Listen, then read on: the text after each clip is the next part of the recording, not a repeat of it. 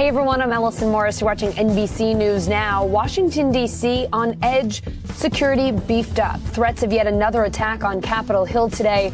This apparent plot by a militia group to remove Democratic lawmakers and take control of the Capitol almost 2 months after January's deadly riot. Department of Homeland Security Secretary Alejandro Mayorkas commenting on the potential threats in an exclusive interview with NBC News correspondent Jacob Soboroff. So we are watching the threat stream, the information, social media, other sources with respect to this particular day, March 4th. But quite frankly, we are vigilant every day, as we must be when the threat is as acute as it is in the domestic violent extremism context. So why today, March 4th? According to QAnon, Donald Trump somehow returns to power and gets reappointed as president today. The group calling this the true Inauguration Day.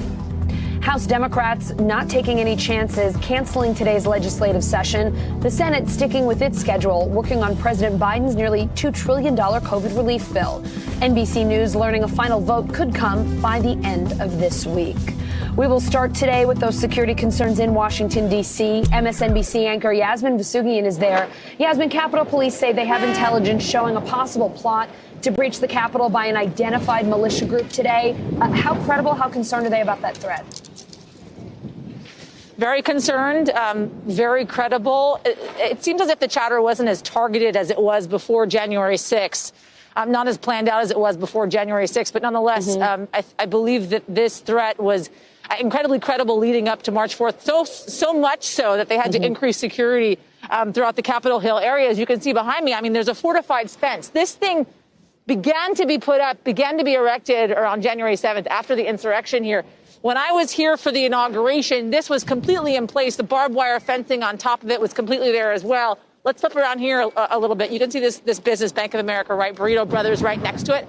All of this, though, was boarded up on Inauguration Day. These places now open for business. So nonetheless, this is very much, as you mentioned a little bit earlier, a city on lockdown because of these credible threats. The chief of the Capitol Hill Police essentially saying over the last 2 months, get this, Allison, over a 90% increase in threats against members of Congress from domestic violence. So it is really sort of a tenuous situation in this city. And I think the overarching question here is how long are not only Washingtonians, folks that live in D.C., but members of Congress, of the House and of the Senate having to deal with the security threat and the security situation in the city?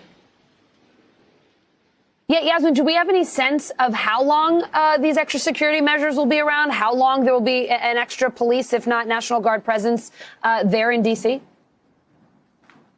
So it's kind of a two-tier timeline, right? So March 12th is the initial timeline that is in place from that first order back on January 6th to bring National Guard into the city in order to deal with threats against the city and against lawmakers here.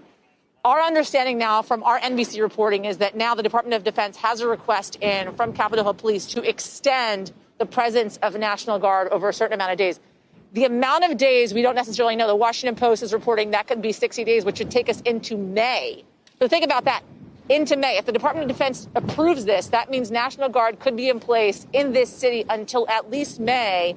And who knows how much beyond that, because as we have mentioned, there has been an uptick in domestic violence, domestic terrorism in this country over the last 4 years during the Trump administration. And again, over the last 2 months, 90% increase against members of Congress. I want to reiterate that because I think it's incredibly important to understand how much the city is on edge, how much lawmakers are on edge, and how much of a need there is for this security. But if you think about it, the overarching view here, you know, I've covered news overseas in the Middle East, in Afghanistan, Iran, and places like this. You think about the fortified zones in places like that around embassies, around federal buildings. Well, that's what we're dealing with here now in the United States, a fortified zone around the Capitol building because of these extreme amount of threats that we're seeing in this country. Yeah, something you'll absolutely see overseas, something we're not used to seeing here in our own capital. Yasmin, before you go, I just want to ask where you're standing. The real thing that stands out is that fortification, those fences. But while you were talking, we were showing video of National Guards troops and other security forces around the city. As you've walked around, as you've moved around D.C., what is it like? Do you see them everywhere, or are they just in certain spots, certain pockets, particularly around the Capitol? What's the kind of vibe and feeling that you got when you were around D.C. today, especially compared to what it was like for the inauguration? So it's very different than the inauguration, right? And about 2 blocks from where I'm standing, during the inauguration, there were checkpoints, right? So you would get to a certain crossing, a certain street crossing, and you would have police there asking you questions, for instance, saying, where are you going? Where are you headed? You can't get past this checkpoint. There were like 2 to 3 checkpoints during the inauguration that you couldn't come within a 5-10 block radius of the Capitol. We're standing right outside the Capitol zone here, right? I was able to get up to this point because I was a member of press during the inauguration. A lot of folks were not necessarily able to get up to this point. So it's much different now than it was during the inauguration. None of those checkpoints are actually here. You see cops driving around. There's certainly an increased presence. I was talking with my producer, Alex, who actually lives in Washington, D.C. You wouldn't necessarily see these cops driving around the way that we're seeing right now. But to the point in which we see checkpoints and that sort of thing, that's not necessarily happening. And these fortified zones, this fence, this barbed wire fencing, this was all in place during the inauguration. And of course, the National Guards that you're seeing all throughout here, they were in place as well during the inauguration, Allison. Yeah, Yasmin, as you're saying this, I saw a lady walk by with a shopping bag, someone go by on a bicycle, something we certainly did not see that close to the Capitol for the inauguration. Thank you so much for giving us such a vivid picture of what D.C. is like today. Even though he lost the election, QAnon followers say today is Donald Trump's true inauguration day. But where did that conspiracy theory come from? NBC News reporter Ben Collins is here to take us inside the QAnon chatter. No one better to answer this question. So, Ben, what do QAnon followers think will happen today, and why in particular March 4th? Okay, so let's back up to the 6th, which was the first big day they thought Donald Trump was going to find a way to be the president still. Despite not being reelected. So back on the 6th, they thought, Donald Trump would not only just be reinaugurated, but all of his enemies would be rounded up and executed. That is the end game of QAnon. It's this very violent ending to it. They're all hanged in public as like a big D-Day in this space. They were let down enormously on the 6th. They felt they were basically hung out to dry by the president. And again, on the 20th, they put their hopes onto the real inauguration day, saying this was all a trap and Joe Biden really wouldn't be the president. It would still be Donald Trump. When they ran out of options after that, they really went searching. They went digging, and they found it in the sovereign citizen movement, which is a different conspiracy theory from back from 1971, where people who are basically just tax evaders are trying to find ways to say the government isn't legitimate and hasn't been legitimate since the 1800s. And they say that the last legitimate president was Ulysses S. Grant. This was back in the 1860s, and that Donald Trump would be the 19th president of the United States. So it's all very ridiculous. But they say that March 4th is the real inauguration day and all that stuff. They were really holding on to their hopes for this for a couple of weeks. As they got closer to the day, as they got closer to March 4th, what they realized was nothing was being planned. Everyone was afraid of the feds. Nobody wanted to show up to a protest and, immediately get questioned or cuffed. So they are starting to say it's a false flag. This was ginned up by the media. But in reality, over the last few weeks, they were really pinning their hopes on this. And as the day got closer and nothing was going to happen, they started to be let down again. So, Ben, let me ask you how this compares to the conversations that you saw before the January 6th riots, because I know those started to get out of control. It was really getting hyped up heading towards the riots. What did the conversations online look like ahead of today? Same vibe, completely different? How would you characterize it? It's a wildly different vibe. Civilian parts of the pro-Trump internet, regular people were all in on this whole thing on the 6th being, 1776 the second time. They that sort of thing trended on Twitter on the day before the 6th. People were taking pictures of the ammo they brought to DC and posting it on Trump forums. They were taking pictures of hotel rooms, hotel lobbies, planes full of Trump supporters who were ready and they had merch. They had T-shirts made about the insurrection, about how this would be their next revolution. That is not at all what is happening today. In the run-up to today, there's like this mystical thinking that maybe this is that maybe something in the air could happen, an ethereal thought like a religion, but there's no actual real planning that I've seen. So, Ben, let me ask you then, a lot of QAnon followers confused, divided since President Biden's inauguration, since what they thought might happen did not happen. Can this movement survive another disappointment? Will it try to reinvent itself and come up with some new inauguration date? I mean, what is the future of QAnon from here on out? The QAnon movement has embedded itself into parts of American life and sort of debranded the QAnon part of it. All of that mythology is embedding itself into churches throughout the country. There are churches who are preaching the gospel of Q, saying that General Flynn is in charge and Donald Trump is really secretly in charge. We just have to wait. We just have to pray for more. This has ingrained itself into American culture. And, part of this is Q from QAnon, the secret messenger who's prophesizing all this stuff. He has said there is no such thing as QAnon. It's all, there is Q and there are Anons. There is no such thing as QAnon. We just need to let people know about the cabal. So what you're seeing is this sort of camouflaging. It's deeply into American politics now, but in the future, it won't be called QAnon. Ben, I honestly can't imagine what it is like to look at these kinds of forums and read all this stuff all day long. We are so thankful that you do it and report back to us. We really appreciate you. Thank you.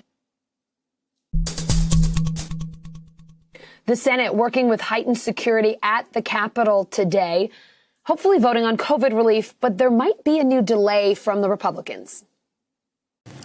No matter how long it takes, the Senate is going to stay in session to finish the bill this week. The American people deserve nothing less. NBC News Capitol Hill correspondent Garrett Hake joining me now. Garrett, first, what is security like there today? And what are you hearing from lawmakers who are actually working on the Hill today? Are they worried about these threats? And quite frankly, are you? Allison, inside the building, it's not too different from any other day that we've had since about January 7th. Although outside on the grounds, you will notice there's definitely more National Guardsmen and women armed, kind of on patrol and at some of the entry and exit points here. It feels perfectly safe up here today, to be completely honest with you. The House is out. Their staff members are home. It's a little bit more of an empty building than you might otherwise see midweek, especially with so much going on legislatively. But things are moving forward here, and I don't think anybody who's come to work today is too concerned about what's going on, which is outside, which is so far nothing. All right, so let's talk about what's going on inside the COVID relief bill in the Senate. Republican Senator Ron Johnson saying he's going to force the Senate clerk to read the full bill out loud. From what I understand, that's like 600 or 700 pages. What's the latest there, and how badly could that delay this vote? 628 pages of it. It was actually just released. I just got the email a few minutes ago that bill is ready to go. And in fact, they're voting as we speak on the motion to proceed, the first step in debate. Senator Johnson sticking to his guns. He says he's going to read the whole, or he will ask for a clerk, rather, not he himself, to read the entire bill. Democrats are saying, okay, great. We love what's in this bill. You want to slow this down and draw more attention to all the things that are in this bill that we like? Be my guest.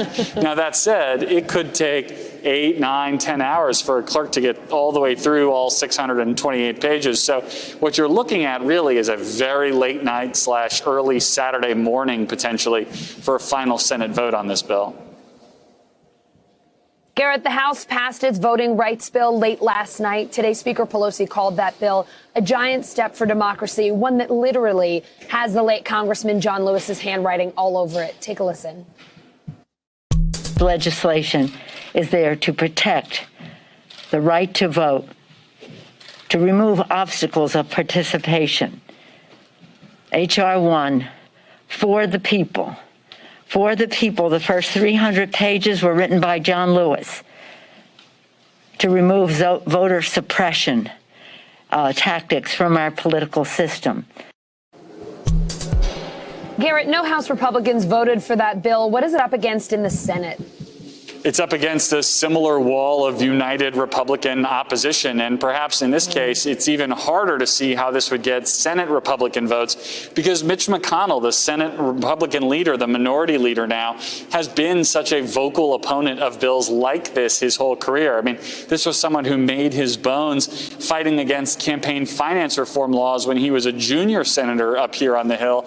It is very difficult to see where Democrats could find the 10 Republican votes necessary to overcome a filibuster on this bill. And that's why you hear a lot of talk about this being perhaps the bill in which Democrats really go to battle about trying to get rid of the filibuster. But for now, no movement on that at the moment. Garrett, the George Floyd police reform bill also in the Senate. The House passed that as well last night. What are House Democrats doing behind the scenes to try to build some support for that bill? This is a similarly challenging lift here in the Senate. Remember, this same bill was passed in the last Congress. It got nowhere in the Senate, but at least in the Senate, there was a separate group, a Republican group, that was working on their own police reform bill. That group was led by Tim Scott, and now Karen Bass, who headed up the House version, is speaking with Senator Scott, and she described those conversations, their effort to find common ground, this way. Tim Scott is leading the way in the Senate along with Cory Booker, and we have been in conversation all along, and those conversations will continue. And we will see if we can get to a place where we will get those 10 votes. I believe we will. I believe we will put a bill on President Biden's desk. There are several sticky issues in this bill where Democrats and Republicans don't see anywhere close to eye to eye. Probably the most difficult one to overcome is on qualified immunity for police officers. That's going to be the challenge here, but there's a lot of good faith interest in doing some kind of police reform bill. And so, you know, especially compared to the other, the democracy reform bill that passed last night as well, this is the one where I think a really consistent, focused effort might be able to produce the necessary Republican votes to get something on President Biden's desk. All right, Garrett, we always appreciate your reporting, but thank you especially for being there today, given the security threats. I'm glad to hear that everyone seems to be feeling safe inside the Capitol. Thanks, Allison. Job number one, getting Americans back to work. The new Secretary of Commerce, Gina Raimondo, laying out her top priority in an exclusive interview with NBC News senior business correspondent Stephanie Ruhle. And if the weekly jobless claims out today are any indication, Secretary Raimondo has her work cut out for her. 745,000 Americans filed for first-time unemployment benefits last week. It's a little bit better than we'd anticipated, but still nowhere near what we'd like to see nearly a year into this pandemic. So how will the Commerce Secretary get Americans working again? Here's part of her conversation with Steph Ruhle. So as our new Commerce Secretary, congratulations. What's your first order of business? Thank you. Getting Americans back to work. Even before COVID, we had full employment, yet we had millions of Americans who weren't making a living wage. COVID has exposed now millions of Americans that don't have jobs, and when and if they do go back to work, it's going to be back to jobs that simply don't pay enough. Is this an opportunity for a real national jobs reskills training program? You did it in Rhode Island with Real Jobs Rhode Island. We cannot just turn the clock back and go back to a year or two ago. Almost all good jobs being created in America now require some degree or credential past high school. That means it's on us to make sure that every American has those skills so they have a chance to compete, a chance of an opportunity. We will do better, but business has to come to the table. And I learned that as governor. You can't train and pray. Train and pray folks get a job. Business has to come to the table, help us create the training programs, and then commit to hiring. Business has to step up. It's in their long-term interests, and I think we have to hold them accountable. Should the American Rescue Plan be more targeted? Some Democratic members of the Senate are saying get the money to those who need it most. Earlier today, we heard from the White House they want to make those $1,400 checks more targeted. Do you agree with that? Mm-hmm. Well, I saw the White House is going to compromise, and I certainly think that is the right thing to do. This president knows how to get things done. And so if compromising gets it across the finish line, then that's what he will do. I would say this. It's not just unemployed people who are struggling.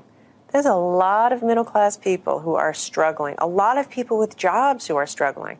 They've had to pay more for childcare, more for education while schools have been out, more for health care, more for broadband. It's brutal out there. I mean, out on Main Street, USA, people are struggling, even folks with jobs. So I support the American Rescue Plan because it recognizes the magnitude of people's struggle. And Steph joins me live now, fresh off that exclusive interview. Steph, so glad to have you here. I know you also asked the Commerce Secretary about the federal minimum wage hike, which is no longer in the American Rescue Plan. What did she say about that? Always good to see you. She said it's not in this American Rescue Plan, but you've got to compromise to get things done.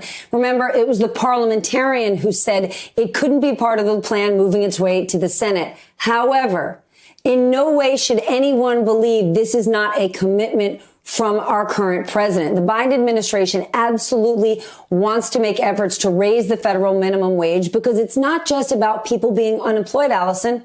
If people all went back to the exact same jobs they had before the pandemic, many of them still wouldn't be making ends meet. A year ago, when you and I were in these seats, in these seats at a TV studio, not in our houses, we were talking about the millions of Americans that didn't have $500 saved for an emergency expense. They were not making a living wage. So we have an opportunity right now, according to the Commerce Secretary, to not only get people back to work, but get them into better jobs. And the jobs that they're in, simply pay them enough money to support themselves. Mm-hmm. All right. So job number one, bringing back American jobs and good paying American jobs. How about dealing with China? That is also her responsibility. What did she say about the trade war that she's inherited from the last administration? Listen, she made it very clear. China is not our ally. Sometimes you hear critics or pundits say that Joe Biden is too friendly with China. Well, that's a soundbite that I certainly did not hear yesterday. The Commerce Secretary said whether it's individual businesses that are in the telecom space around national security, that's a focus for her. She actually gave credit to the Trump administration for some of their moves as it relates to China, i.e. tariffs on imports of aluminum and steel. Do not expect her to lift those tariffs anytime soon. But she also said that this isn't just the U.S. versus China, and we need to get ourselves back to a place, maybe not the Trans-Pacific Partnership specifically, which is what Obama had worked on with 11 other countries, but simply not work on this America alone versus China. We have to re-engage with our other allies around the world to really take China on because their practices simply aren't just. Steph, it was an awesome interview. Great to have you on to talk about it. Thank you. Great to see you. Let's check in with NBC News Now correspondent Simone Boyce. She has the latest headlines from NBCnews.com. Simone, how are you? Hey, Allison, we are going to start with some news out of Alabama, actually. That's where Governor Kay Ivey says she's extending her state's mask mandate until April 9th. Now, after that date, it will be up to individual businesses to establish their own mask policies. Well, over in Washington, lawmakers on the House Oversight Committee are investigating ERCOT. That's the agency that operates the Texas power grid. Congressman Ro Khanna claims ERCOT was unprepared to handle last month's winter storm, resulting in, quote, human suffering, deaths, and economic costs. An ERCOT spokesperson says they will respond to the subcommittee. And a new government watchdog report claims Elaine Chao misused her office while serving as transportation secretary under President Trump. The department's inspector general says Chao used staff for personal tasks and promoted a shipping business owned by her family. Despite the findings, the report notes the Justice Department declined to criminally investigate Chao, and she has denied any wrongdoing. Well, a near total abortion ban is headed to the Arkansas governor's desk after state lawmakers approved a bill prohibiting all abortions except for medical emergencies. The legislation does not make any exceptions for cases of rape or incest.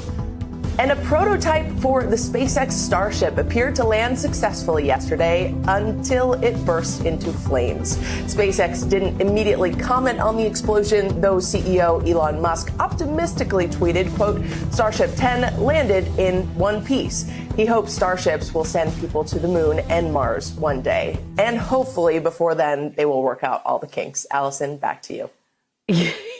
Yeah, let's hope so. In one piece, but one big banged up, damaged piece. Simone, thank you so much.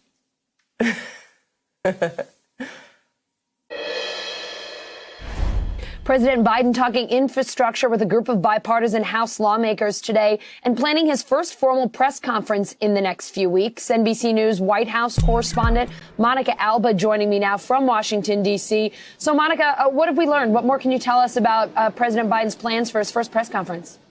Well, we had a lot of questions about when this would take place, Allison, given that his immediate predecessors had both held their first press conferences by this point. Both Barack Obama and Donald Trump had February solo news conferences after they were sworn into office. And now we're learning that President Biden is likely to have his first version of that in the next couple of weeks before the end of March. They're hoping, the White House says, after the American Rescue Plan has passed. They have wanted to make a big point of that being the priority. So once they hope to have that in the next few days or so, then they'll be able to plan this. But some of the details about where this might take place are still outstanding. And that's also partially because of COVID restrictions, which, of course, over the last few months, the Biden White House has really been careful about having events with too many people. So it's possible this press conference could take place outdoors in the Rose Garden or somewhere else indoors, but that would be more socially distanced, potentially with fewer reporters, though you better believe we have a lot of questions for this president, Allison.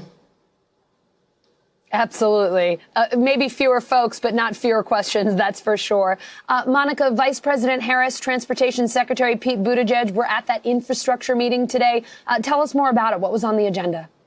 Yeah, and this is really about looking ahead. They're hoping that if the American Rescue Plan is passed in the next week or so, they can turn their attention to infrastructure. This is something the White House claims there is more bipartisan support for, but that is notable given that we haven't seen any evidence of that on this current COVID relief package. This is something, of course, that candidate Biden campaigned on. He wants to be able to say that his legislative agenda does have some bipartisan support, so he's hoping this is an issue where he might be able to find some of that. Take a listen, though, to what he says he's doing behind the scenes to try to shore that up. Not only creates jobs, but it makes us a hell of a lot more competitive around the world if we have the best infrastructure in the world. We're going to be talking about that. That's why he invited this bipartisan group of lawmakers to come to the Oval Office, as he has done on other topics. And President Biden also said he has been calling Republicans, both in the House and Senate, not just on this topic, but on the COVID relief bill, though we haven't gotten as much detail or readouts into how those conversations have gone, even though we know right now there isn't a Republican senator who currently supports the American Rescue Plan. Notably there, Allison, you saw Vice President Harris in that meeting. She had to race out of there to go to Capitol Hill in the Senate floor to cast a tie-breaking vote for one of the procedural motions on the American Rescue Plan. So she went straight from that meeting to there in order to do that, since, of course, currently the Senate is split 50-50. Monica, let's talk COVID relief checks. Progressive Democrats are criticizing the limited eligibility for those $1,400 stimulus checks. What is the White House saying about the compromise they struck with moderate Senate Democrats? The president is defending this, telling reporters earlier that he was comfortable with this change. It means, in effect, that something like 7 million Americans who would have been eligible for these stimulus checks now won't be able to get them. And this is something that was up for debate. They knew that even though they could put out their aspirational goals for this relief plan, that some adjustments would have to be made to satisfy the progressive wing of the party. And that's why you had the president ultimately making that concession. Take a listen, though, to how he framed his decision and defended it earlier in the Oval. Are you comfortable with having to limit the direct payments? Am I Comfortable with having to limit the direct payments? Yes. What do you say to the 12 million Americans who won't receive checks anymore?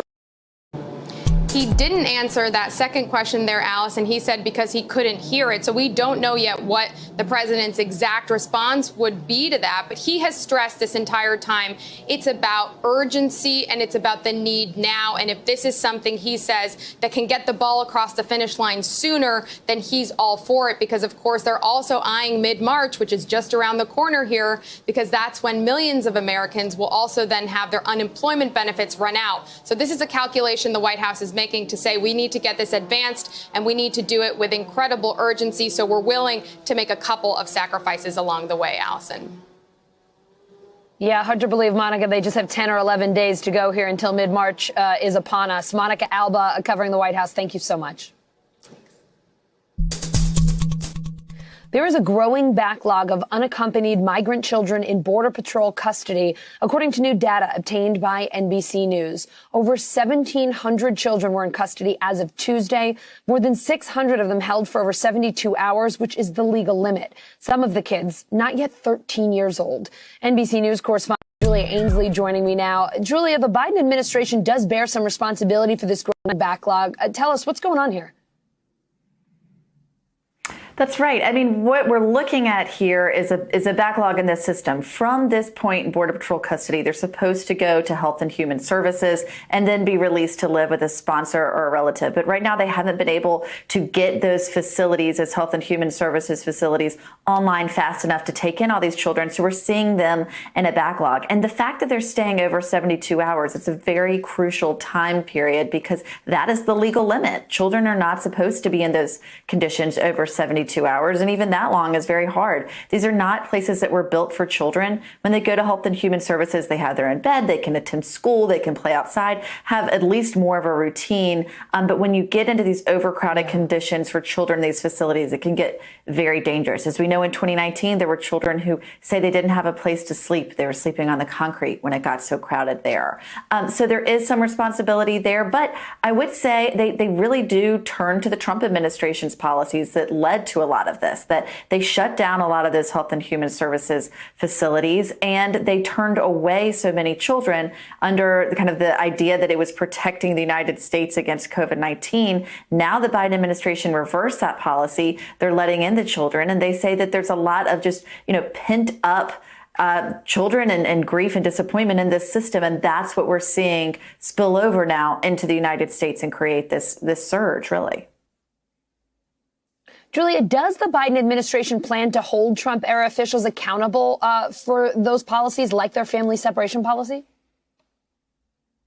Well, that's the exact question that my colleague Jacob Soboroff had the opportunity to ask the Secretary of Homeland Security, Alejandro Mayorkas, today. It's very important. People want to know, you're going to reunite the children, but what are you doing to look back and to see if any of those people who were part of the Trump administration might be held criminally responsible? And this is what Secretary Mayorkas had to say. How is it possible that the task force can issue a report so that it never happens again if there is not a holistic investigation into potential criminality of the Trump administration? Well, I haven't excluded anything, but what I'm focused on right now is reuniting the families.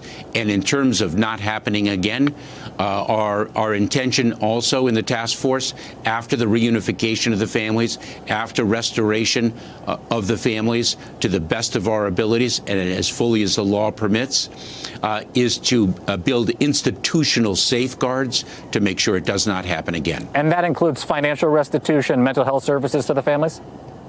We are taking a look at all opportunities to restore these families, to bring stability and health to them. As I said earlier this week, we're going to take a look at all the options and lean forward. So you saw at the top of that, the secretary said that he didn't want to exclude the idea of holding people criminally responsible. And that's significant because he is the director of this task force. But who that question should really be posed to when he is confirmed is the Justice Department Attorney General, Merrick Garland, because it's the Justice Department that could really carry out a criminal probe. Absolutely. Julia Ainsley, thanks so much to you and Jacob for your reporting. Christians in Baghdad preparing for the visit of a lifetime. Pope Francis heads to Iraq tomorrow, a first for the nation. But with the rocket attack on U.S. forces there yesterday and the pandemic, is this the right time for a papal visit? NBC News chief foreign correspondent Richard Engel reports from Baghdad.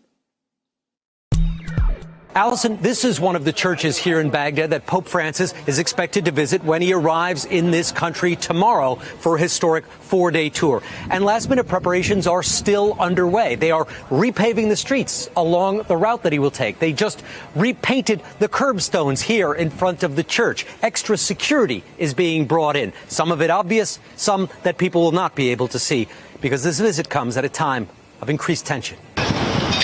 Baghdad is preparing to make history with its first ever papal visit at a time of increased tension.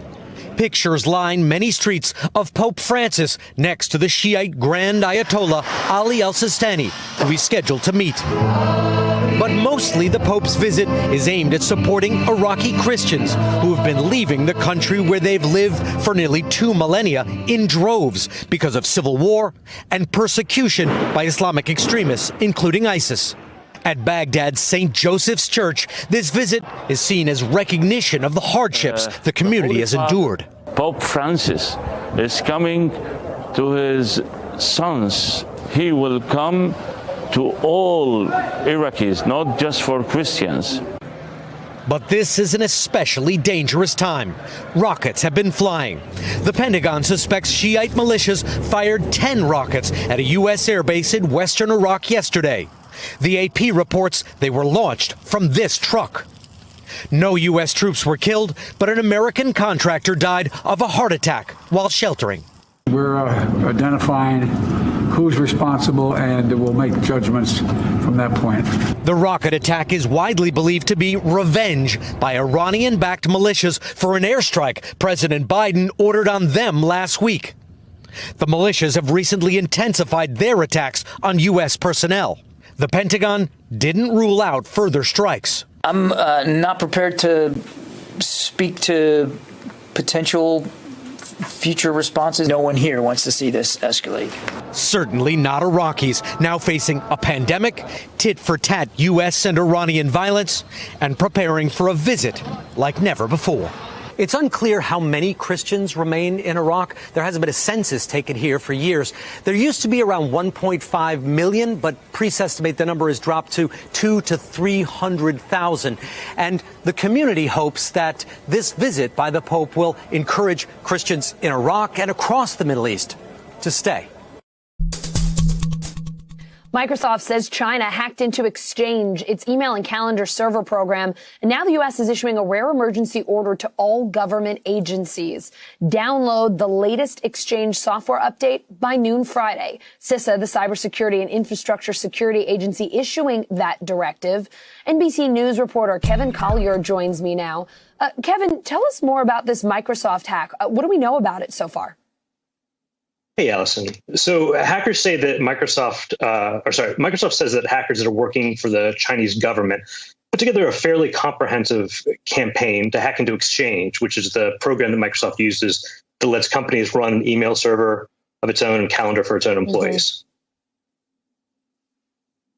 So what do we know? Were the hackers successful? Did they get any confidential government info? How'd it go, this hack? They were definitely successful to some degree. We don't know the identities of anyone who actually was hacked. Microsoft's Vice President Tom Burt said that they went after, almost overwhelmingly, it was just Americans, and they hit a wide range of targets. Infectious disease researchers, law firms, think tanks, defense contractors. All of those are regular targets for China's kind of constant hack and spy operations. So how about this emergency directive from CISA? They don't do that very often. What are they saying? That's right. They only rarely exercise their authority to force government agencies to quickly update their software for a cybersecurity issue. It's about the fullest extent of its power.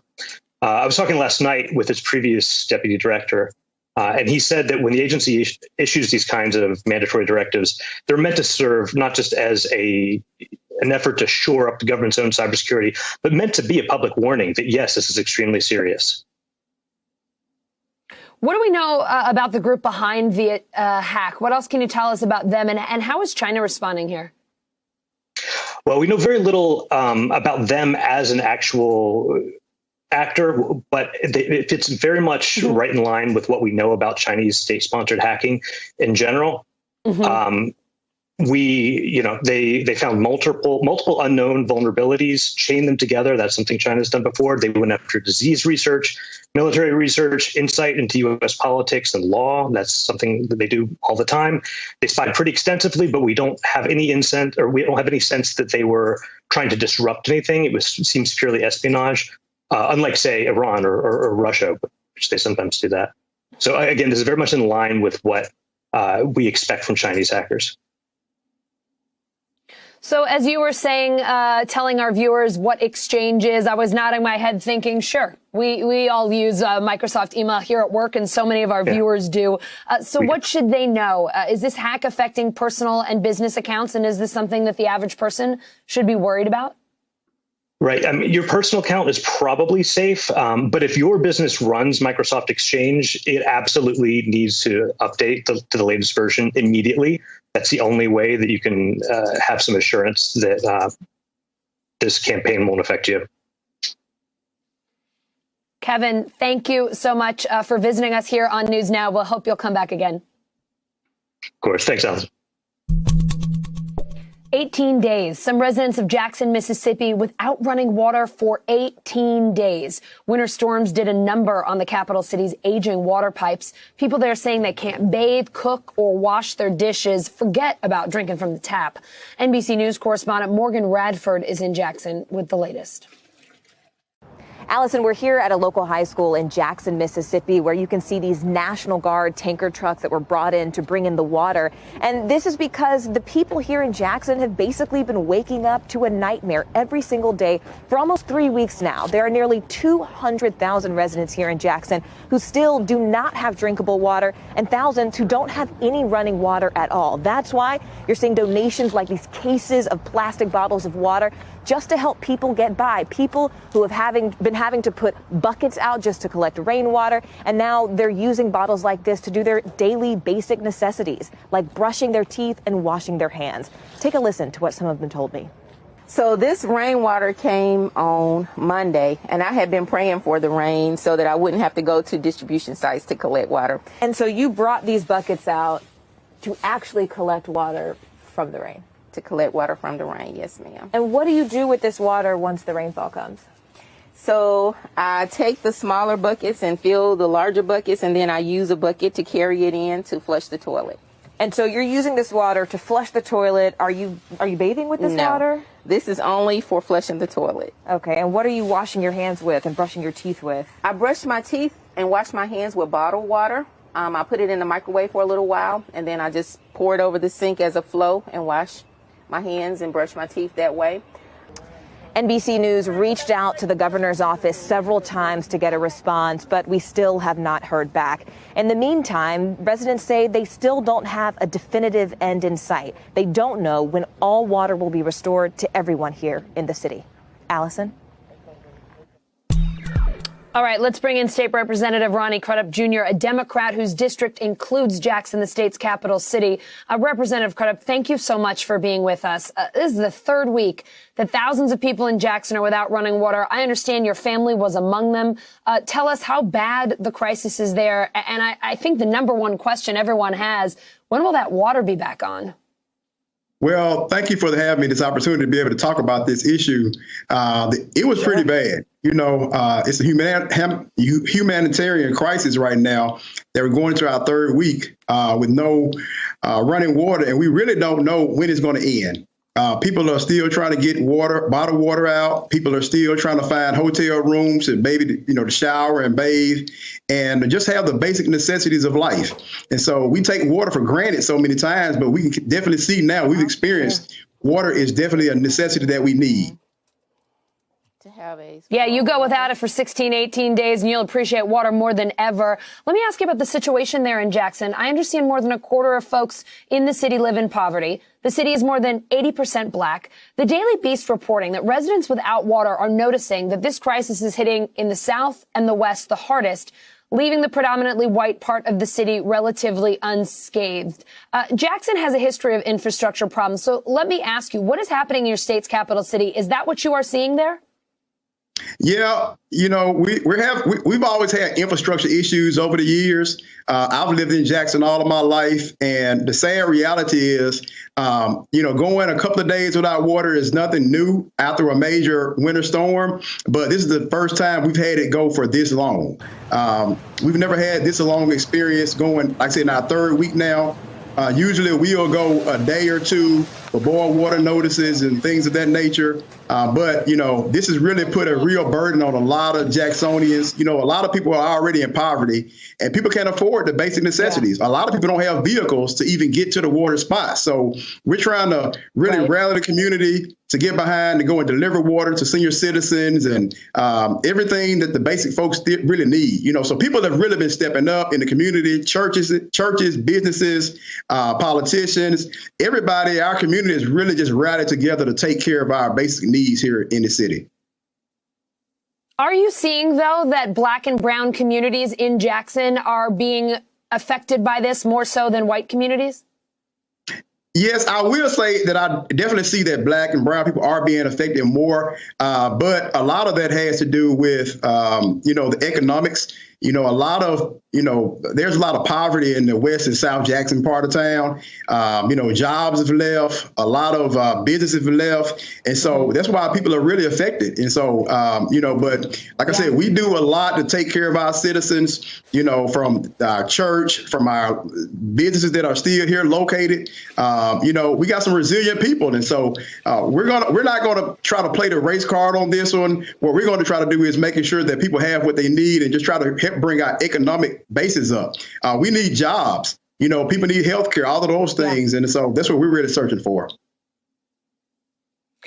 Jackson's mayor is saying that updating the city's century-old water system will cost $2 billion, which is more than 6 times the city's annual budget. So what is the solution here? How do you fix that system, prevent this from happening again with a cost like that? Well, we need to really get together, which we're having a meeting actually tomorrow at the legislature to discuss with some of the colleagues around the state, because with Jackson being the capital city, we have our state capital is in Jackson. And so they're even concerned now, too, of, hey, we cannot continue to have this happen again, because even though a lot of surrounding communities didn't get affected by this, a lot of our legislators actually stay in Jackson where they're in town for the week. And so they have a vested interest as well to see that we have what we need. And so we're having a meeting tomorrow to come up with a really comprehensive plan that we can address these issues. We've kind of kicked the bucket long enough, and I'm really praying that something good comes out of this. Sometimes you need something like this to happen before really people take it serious. So I appreciate my colleagues that have been reaching out to me, finding ways that we can really get this thing done. And hopefully we can put this in a back burner. And if it's a 10-year plan, so be it. But we want to see that this issue is definitely resolved. Well, Rep, I just have to commend you for your positive attitude, saying maybe something good will come out of this. It seems very representative, forgive the pun, of the folks there in Jackson who seem to be dealing with this incredibly well. Our thoughts and prayers to everyone, and hope that you have your water back soon. Well, we thank you for this. Thank you for this opportunity to share. Like I mentioned, the people in Jackson are definitely resilient, and we're going to get through this. We've got through hard times before. And so, hey, we're Jackson strong here. I don't doubt it at all. Thank you so much, sir. All right. Thank you. How do you feel about the palace hearing you speak your truth today? I don't know how they could expect that after all of this time, we would still just be silent if there is an active role that the firm is playing in perpetuating falsehoods about us. And if that comes with risk of losing things, there's a lot that's been lost already. Meghan Markle says she won't stay silent in a newly released clip of a highly anticipated TV interview with Oprah. Meghan and Prince Harry talking to Oprah as Buckingham Palace announces an investigation into bullying allegations against the Duchess. Sources telling the Times of London that one of Meghan Markle's closest advisors during her time at Kensington Palace made the bullying complaint. The Duchess has denied the allegations. Sky News royal correspondent Rhiannon Mills joins me now from London. Rhiannon, tell us more about this bullying complaint and what the palace is saying about it.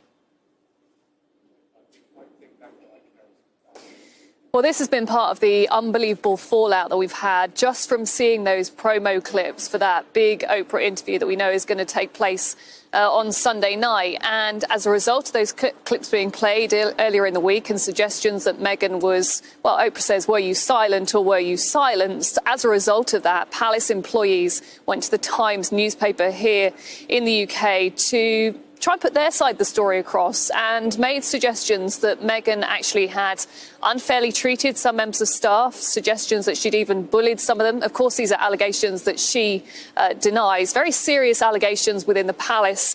And then it was last night that we heard from the palace. They released a statement in which they said that their HR team are now going to look into the circumstances outlined in that newspaper article. They say that members of staff who are currently in the household, but also those outside of their household who've moved on, are now going to be invited to participate to see if any lessons can be learned. And also added that the royal household has had a dignity at work policy in place for a number of years and does not and will not tolerate bullying or harassment in the workplace. Rhiannon, what are Prince Harry and Meghan Markle saying further about this allegation?